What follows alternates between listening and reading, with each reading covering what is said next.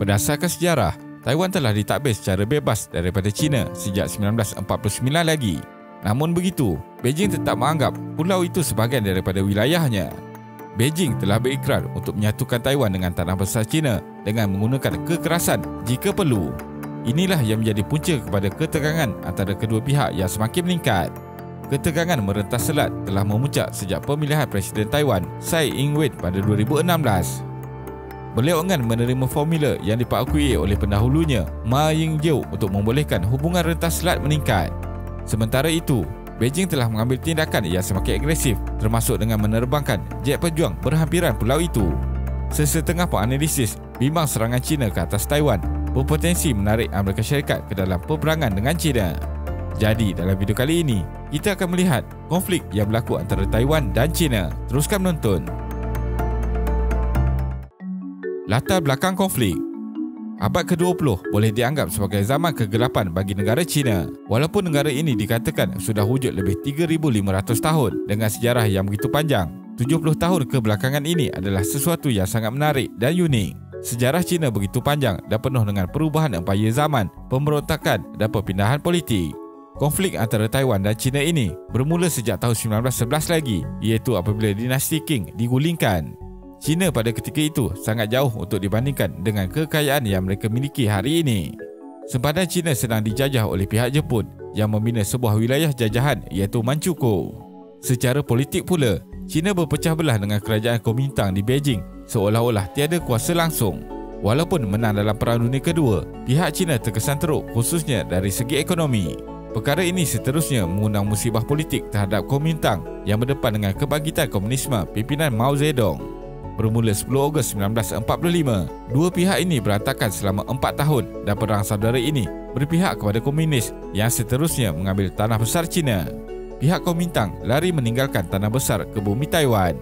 Inilah sebab kenapa sekarang wujud Republic of China (ROC) yang merujuk kepada kerajaan Taiwan sekarang.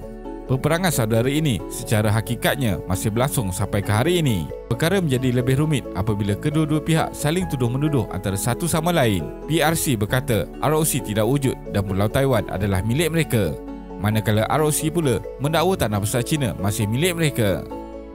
Sejarah ringkas Taiwan.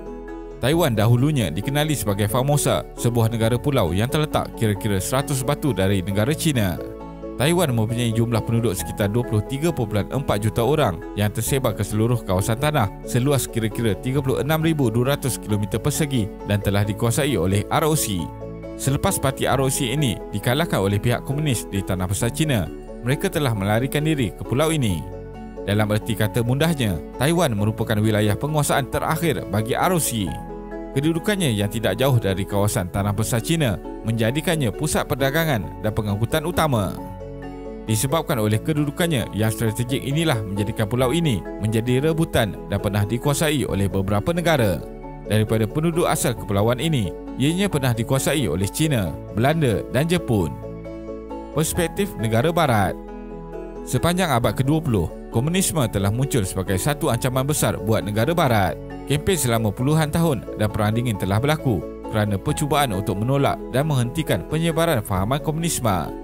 Oleh itu, apabila tentera Mao menguasai China pada tahun 1949, ia adalah masa yang amat menakutkan bagi golongan kapitalis dan pencinta demokrasi di barat.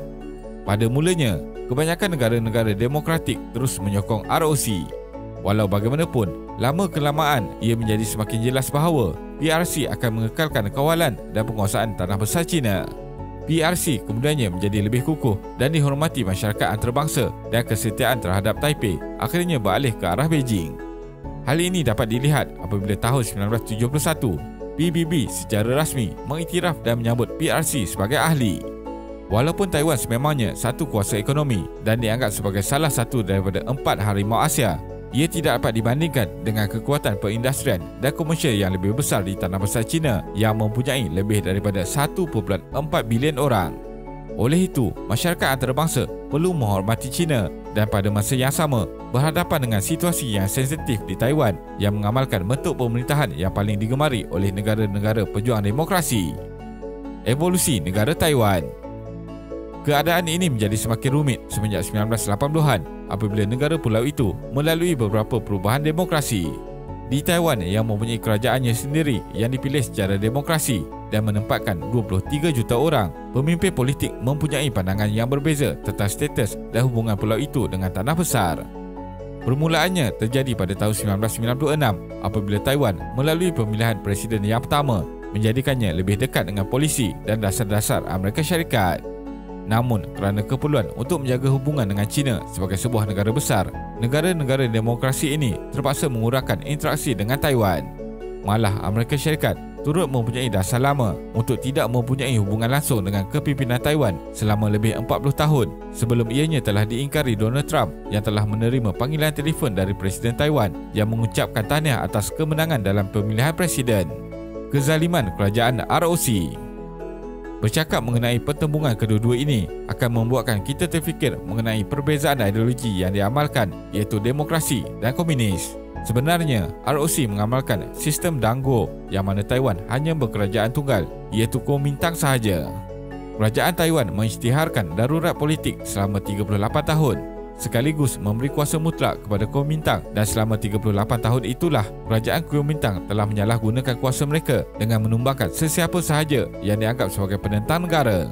Kerajaan Kuomintang memegang konsep bahawa sesiapa sahaja yang menentang Kuomintang adalah menentang ROC. Dianggarkan seramai 140,000 orang telah diheret ke penjara dan ada juga yang telah dihukum mati kerana anti Kuomintang. Adakah Taiwan sebahagian daripada China? Beijing menegaskan bahawa hanya ada satu China dan Taiwan adalah sebahagian daripadanya. Bagi Beijing, PRC merupakan satu-satunya kerajaan China yang sah dan dengan menggunakan pendekatan yang dipanggil sebagai prinsip satu China, mereka telah mencari jalan penyatuan dengan Taiwan.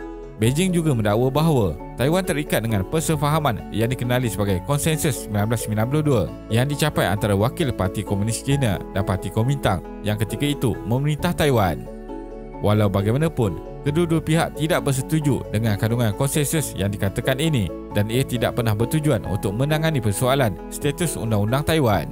Bagi PRC, seperti yang dinyatakan oleh Presiden China Xi Jinping, Konsensus 1992 mencerminkan perjanjian bahawa kedua-dua belah selat adalah milik satu China dan akan bekerjasama untuk mencari penyatuan semula. Namun bagi Kuomintang, ia berlainan tafsiran. Perlembagaan yang digubal Kuomintang Taiwan terus mengiktiraf China, Mongolia, Taiwan, Tibet dan Laut Cina Selatan sebagai sebahagian daripada ROC. Kuomintang juga tidak menyokong kemerdekaan Taiwan dan secara konsisten menyeru agar hubungan yang lebih erat dengan Beijing. Tetapi dalam menghadapi kekalahan pilihan raya baru-baru ini, pemimpin Kuomintang telah membincangkan sama ada untuk mengubah pendirian parti terhadap Konsensus 1992. Ketua parti saingan Kuomintang iaitu Parti Progresif Demokratik DPP pula tidak pernah menyokong persefahaman yang dibentangkan dalam Konsensus 1992. Presiden Tsai yang juga ketua DPP dalam kenyataannya berkata enggan menerima konsensus itu secara eksplisit. Sebaliknya, dia cuba mencari formula lain yang boleh diterima Beijing. Presiden Tsai memang terkenal sebagai seorang yang terbuka dalam pandangannya bahawa China perlu menghormati pendirian Taiwan serta mengakui kedaulatan mereka.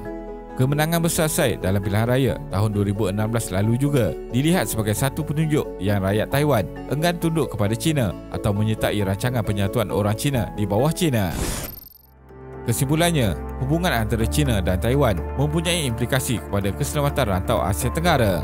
Ini adalah disebabkan kedudukan strategik kedua negara ini di utara rantau Asia Tenggara di samping hubungan yang rapat antara mereka dengan negara-negara rantau ini. Kedua-dua negara ini mempunyai sejarah yang berkait antara satu sama lain.